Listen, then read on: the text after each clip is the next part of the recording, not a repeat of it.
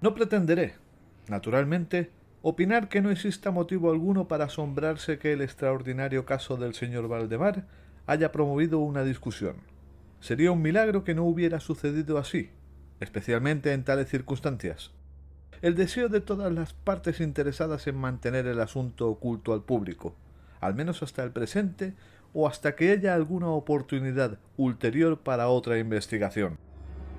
En nuestros esfuerzos a este efecto han dado lugar un relato mutilado o exagerado que se ha abierto camino entre la gente, y que llegará a ser el origen de muchas falsedades desagradables y, como es natural, de gran descrédito. Se ha hecho hoy necesario que exponga los hechos hasta donde los comprendo yo mismo. Helos súcitamente aquí. Durante estos 3 últimos años ha sido repetidamente atraída mi atención por el tema del mesmetismo o hipnotismo animal. Y hace 9 meses aproximadamente se me ocurrió de pronto que en la serie de experimentos efectuados hasta ahora existía una muy notable y muy inexplicable omisión. Nadie había sido aún mesmetizado in articulo mortis. Quedaba por ver primero si en semejante estado existía en el paciente alguna sensibilidad a la influencia magnética. En segundo lugar, si en caso afirmativo estaba atenuada o aumentada por ese estado. En tercer lugar, ¿cuál es la extensión y por qué periodo de tiempo pueden ser detenidas las intrusiones de la muerte con este procedimiento? Había otros puntos por determinar, pero eran estos los que más excitaban mi curiosidad. El último en particular, dado el carácter enormemente importante de sus consecuencias. Buscando en torno mío algún sujeto que pudiese aclararme estos puntos, pensé en mi amigo Ernest Valdemar, el conocido compilador de la biblioteca forénsica y autor bajo el nombre de Plum de Issachar Max de las visiones polacas de Wallenstein y Gargantúa. Valdemar, que residía principalmente en Harlem, Nueva York, desde 1839, llamaba prácticamente la atención por su extrema delgadez. Sus extremidades inferiores se asemejaban mucho a las de John Randall, y también por la blancura de sus patillas, que contrastaban violentamente con la negrura de su cabello, el cual era generalmente confundido con una peluca. Su temperamento era singularmente nervioso, y hacía de él un buen sujeto para la experiencia mesmética. En 2 o 3 ocasiones yo había conseguido dormirle sin mucha dificultad, pero me engañaba en cuanto a otros resultados, que su peculiar constitución me habían hecho naturalmente anticipar. Su voluntad no quedaba positiva ni completamente sometida a mi gobierno, y por lo que respecta a la clarividencia no pude obtener de él nada digno de relieve. Siempre atribuí mi fracaso a estos aspectos al desorden de su edad. Unos meses antes de conocerle, sus médicos le habían diagnosticado una tisis. En realidad, tenía la costumbre de hablar tranquilamente de su propio fin, como de un hecho que no podía ser ni evitado ni lamentado. Cuando se me ocurrió por primera vez las ideas a que he aludido, es natural que pensase en el señor Valdemar. Conocía demasiado bien su sólida filosofía para temer a algún escrúpulo por su parte, y él carecía de parientes en América que pudiesen oponerse. Le hablé francamente del asunto, y con sorpresa por mi parte su interés pareció vivamente excitado. Digo con sorpresa por mi parte porque aunque siempre se había prestado amablemente a mis experiencias, nunca me había dado con anterioridad la menor señal de simpatía hacia ellas. Su enfermedad era de las que permiten calcular con exactitud la época de su muerte, y al fin acordamos en que me mandaría a buscar unas 24 horas antes del término fijado por los médicos para su fallecimiento. Hace ahora más de 7 meses que recibí del propio Valdemar la siguiente nota. Querido profesor, ¿puede usted venir ahora? Los doctores están de acuerdo que no puedo pasar de la medianoche de mañana, y creo que han acertado a la hora con bastante aproximación. Valdemar. Recibí esta esquela una media hora antes de haber sido escrita, y a los 15 minutos todo lo demás me encontraba en la habitación del moribundo. No le había visto en 10 días, y me quedé aterrado de la espantosa alteración que en tan breve lapso se había producido en él. Su cara tenía un color plomizo, Sus ojos estaban completamente apagados y su delgadez era tan extrema que los pómulos habían perforado la piel. Su expectoración era excesiva, el pulso apenas perceptible. Conservaba, sin embargo, de una manera muy notable sus facultades mentales y alguna fuerza física. Hablaba con claridad, tomaba algunas medicinas calmantes sin ayuda y cuando entré en la habitación estaba ocupado en escribir a lápiz unas notas en un pequeño cuaderno de bolsillo. Estaba incorporado en la cama gracias a unas almohadas. Los doctores le prestaban asistencia. Después de haber estrechado la mano del señor Valdemar, llevé a aquellos caballeros aparte y obtuve un minucioso informe del estado del paciente. El pulmón izquierdo se hallaba desde hacía unos 8 meses en un estado semióseo o cartilaginoso, y era por consiguiente desde todo punto inútil para cualquier función vital. El derecho por su parte superior estaba también parcial, si no totalmente osificado, mientras la región inferior era una masa de tubérculos purulentos, entremezclados entre sí. Existían varias perforaciones extensivas, y en cierto punto había una adherencia permanente en las costillas. Estas manifestaciones en el lóbulo derecho eran de una fecha relativamente reciente. La osificación había avanzado con una inusitada rapidez. No se había descubierto ningún signo un mes antes, y la adherencia no había sido observada hasta hace 3 días. Con independencia de la tisis, en el paciente se sospechaba de aneurisma de la aorta, pero sobre este punto los síntomas de la osificación hacían imposible un diagnóstico exacto. Fue la opinión de ambos médicos que el señor Valdemar moriría alrededor de la medianoche del día siguiente, domingo. Eran entonces las 7 de la noche del sábado. Al separarse de la cabecera del doliente para hablar conmigo, los doctores le habían dado una despedida final. No tenían intención de volver, pero a requerimiento mío consintieron a venir a visitar de nuevo al paciente hacia las 10 de la noche siguiente. Cuando ellos se habían ido, hablé libremente con el señor Valdemar sobre su cercana muerte, así como en especial del experimento proyectado. Se mostró decidido a ello con la mayor voluntad, ansioso de efectuarlo, y me apremió para que comenzase enseguida. Estaban allí para asistirle como enfermeros, un criado y una sirviente, pero no me sentí bastante autorizado para comprometerme en una tarea de aquel carácter sin otros testimonios de mayor confianza que el que pudiesen aportar aquellas personas en el caso de algún accidente repentino. Iba a aplazar, pues, la operación hasta las 8 de la noche siguiente, cuando la llegada de un estudiante de medicina con quien tenía yo cierta amistad, el señor Teodoro, me sacó por completo de apuros.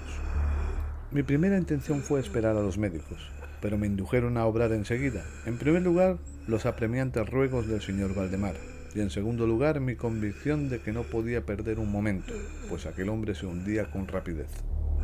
El señor Teodoro fue tan amable que accedió a mi deseo que tomase notas de todo cuanto ocurriese, y gracias a su memorándum puedo ahora relatarlo en su mayor parte.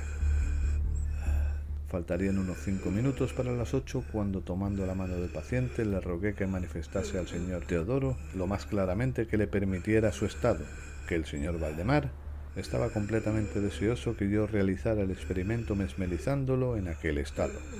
El señor Valdemar replicó débilmente, pero de un modo muy audible: Sí.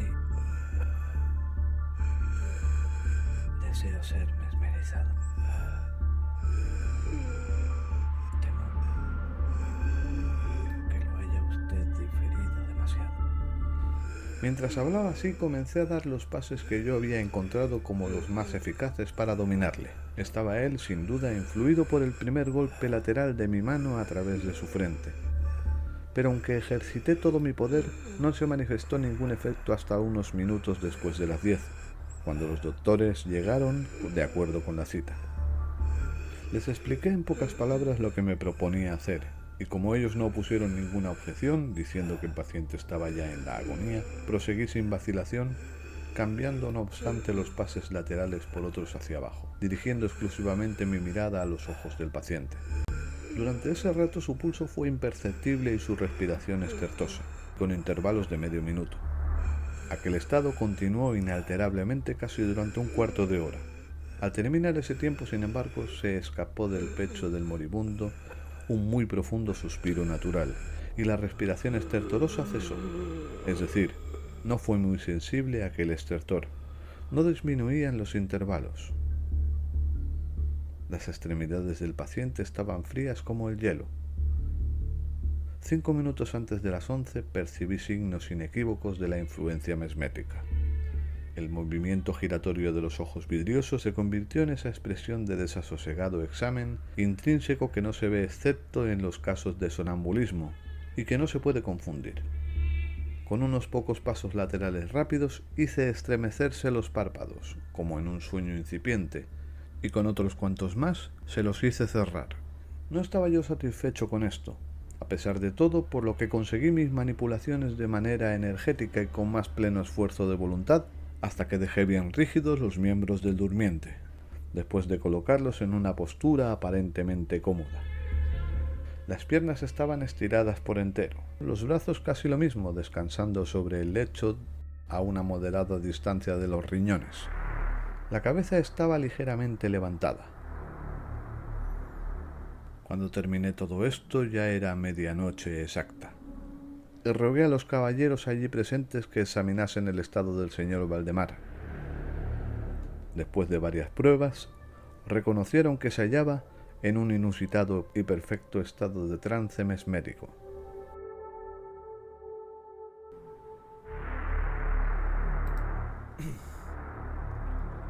La curiosidad de ambos médicos estaba muy excitada.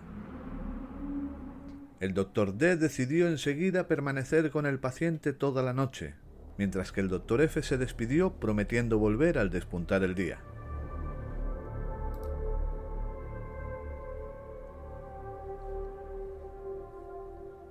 El señor Teodoro y los criados se quedaron allí.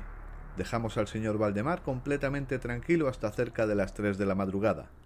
Entonces me acerqué a él y lo encontré en el mismo estado que cuando el doctor F se marchó, es decir, tendido en la misma posición. Su pulso era imperceptible, la respiración suave, apenas sensible excepto al aplicarle un espejo sobre los labios. Los ojos estaban cerrados con naturalidad, y los miembros tan rígidos y fríos como el mármol. A pesar de todo, el aspecto general no era en modo alguno el de la muerte. Al acercarme al señor Valdemar, hice una especie de semiesfuerzo para que su brazo derecho siguiese al mío durante los movimientos que éste ejecutaba sobre uno y otro lado de su persona. En experimentos semejantes con este paciente no había tenido nunca un éxito absoluto, y de seguro no pensaba tenerlo ahora tampoco. Pero, para sorpresa mía, su brazo siguió con mayor facilidad, aunque débilmente, todas las direcciones que le indicaba yo con el mío. Decidí, pues, arriesgar unas cuantas palabras de conversación. Señor Valdemar, ¿duerme usted? No respondió, pero percibí un temblor en sus labios, y eso me indujo a repetir la pregunta una y otra vez. Señor Valdemar, ¿duerme usted?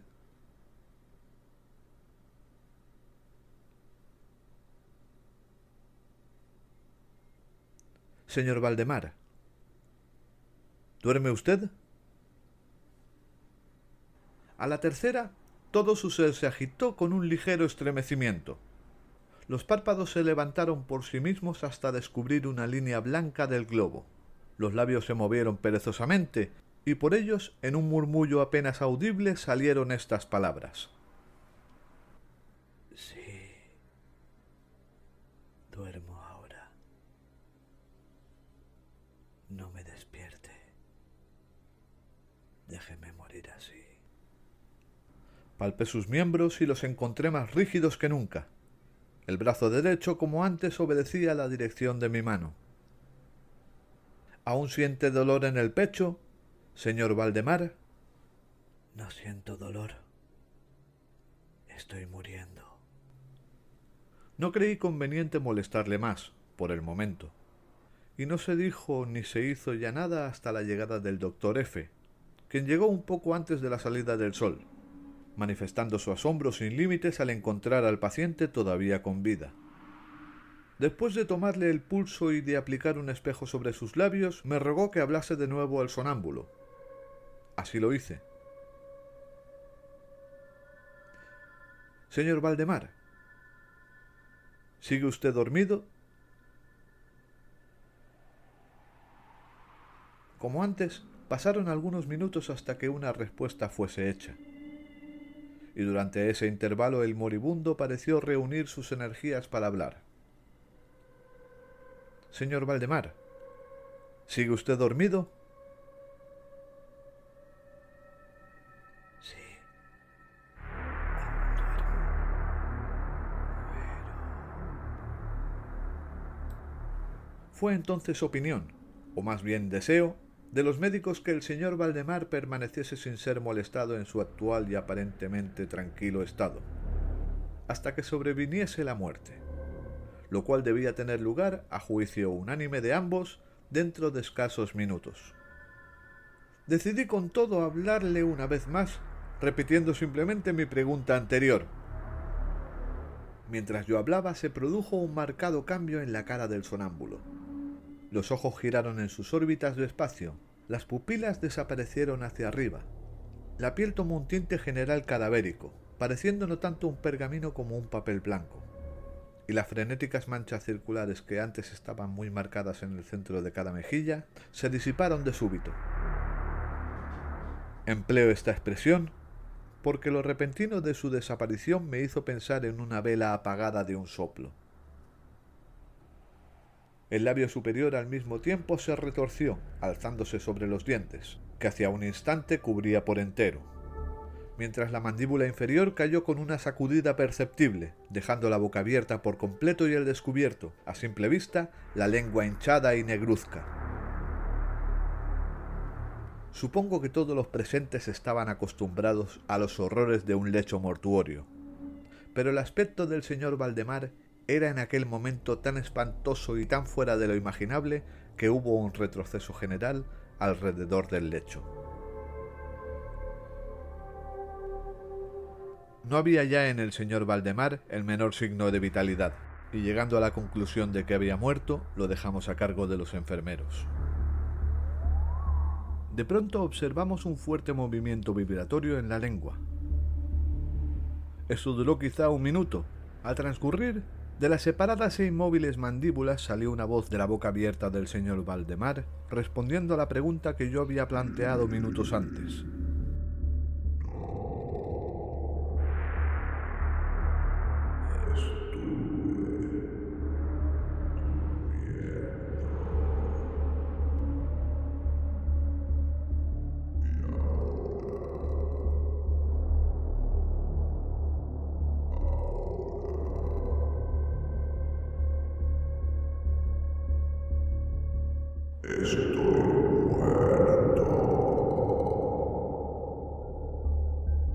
Ninguno de los presentes fingió nunca negar, o intentó reprimir el indescriptible y estremecido horror de esas pocas palabras.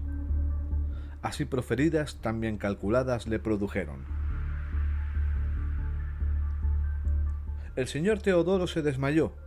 Los criados huyeron inmediatamente de la habitación, y no pudimos inducirles a retornar. Durante casi una hora nos ocupamos nosotros mismos, en silencio, sin pronunciar una palabra en los esfuerzos de hacer revivir al señor Teodoro. Cuando volvió en sí, proseguimos juntos de nuevo el examen del estado del señor Valdemar. Permanecía en todos los aspectos tal como he descrito últimamente, a excepción que el espejo ya no recogía señales de respiración. Una tentativa de sangría en el brazo falló. Debo mencionar también que ese miembro no estaba ya sujeto a mi voluntad. Me esforcé en vano para hacer que siguiera la dirección de mi mano. La única señal real de influencia mesmérica se manifestaba ahora en el movimiento vibratorio de la lengua, cada vez que yo dirigía una pregunta al señor Valdemar. Él parecía hacer un esfuerzo para contestar, pero no tenía ya la suficiente voluntad. A las preguntas efectuadas por cualquier otra persona que no fuese yo, parecía absolutamente insensible, aunque procuré poner a cada miembro de aquella reunión en entendimiento mesmérico con él. Creo que ahora he relatado cuanto es necesario para hacer comprender el estado del sonámbulo en aquel periodo. Buscamos otros enfermeros y a las 10 salí de la casa en compañía de los 2 médicos y el señor Teodoro. Por la tarde todos regresamos a ver al paciente. Su estado seguía siendo exactamente el mismo. Tuvimos entonces una discusión sobre la conveniencia y la posibilidad de despertarle, pero nos costó poco trabajo ponernos de acuerdo en que ningún buen propósito se lograría al hacerlo. Era evidente que, hasta entonces, la muerte, o lo que suele designarse con el nombre de muerte, había sido detenida por el proceso mesmérico. Nos pareció claro a todos que el despertar al señor Valdemar sería sencillamente asegurar su instantáneo o por lo menos su rápido fin. Desde ese periodo hasta la terminación de la última semana, un intervalo cercano a 7 meses, seguimos reuniéndonos todos los días en la casa del señor Valdemar, de cuando en cuando acompañados de médicos y otros amigos. Durante ese tiempo el sonámbulo seguía estando exactamente tal como lo he descrito ya. La vigilancia de los enfermeros era continua.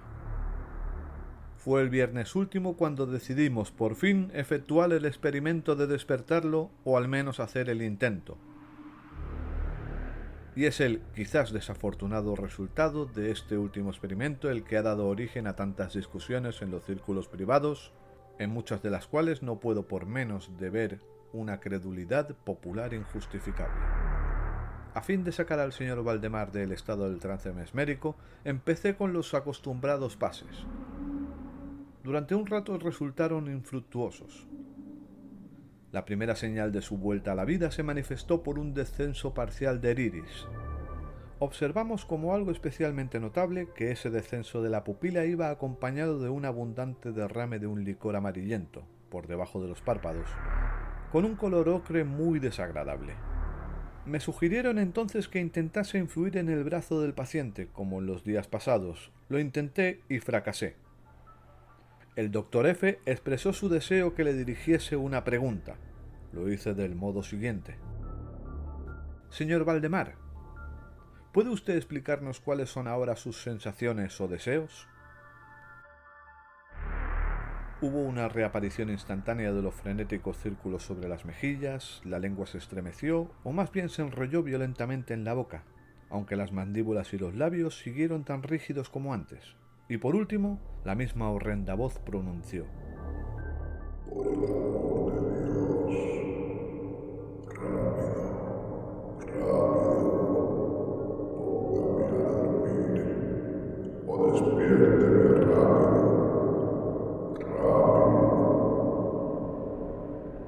Le digo que estoy muerto. Estaba yo acobardado a más no poder, y durante un momento permanecí indeciso sobre lo que debía hacer. Intenté primero un esfuerzo para calmar al paciente, pero al fracasar en vista de aquella total suspensión de la voluntad, cambié de método y luché denodadamente por despertarlo. Pronto vi que esta tentativa iba a tener un éxito completo, o al menos me imaginé que mi éxito sería completo, y estoy seguro que todos los que permanecían en la habitación se preparaban para ver despertar al paciente. Pero lo que ocurrió realmente, sin embargo, es desde todo punto de vista imposible que ningún ser humano estuviera preparado. Cuando efectuaba yo los pases mesméricos, entre gritos de muerto, muerto, que hacían por completo explosión desde la lengua y no sobre los labios del paciente, su cuerpo entero de pronto, en el espacio de un solo minuto o incluso en menos tiempo, se contrajo desmenuzado, absolutamente descompuesto bajo mis manos. Sobre el lecho ante todos los presentes yacía una masa casi líquida y repugnante, de aborrecible putrefacción.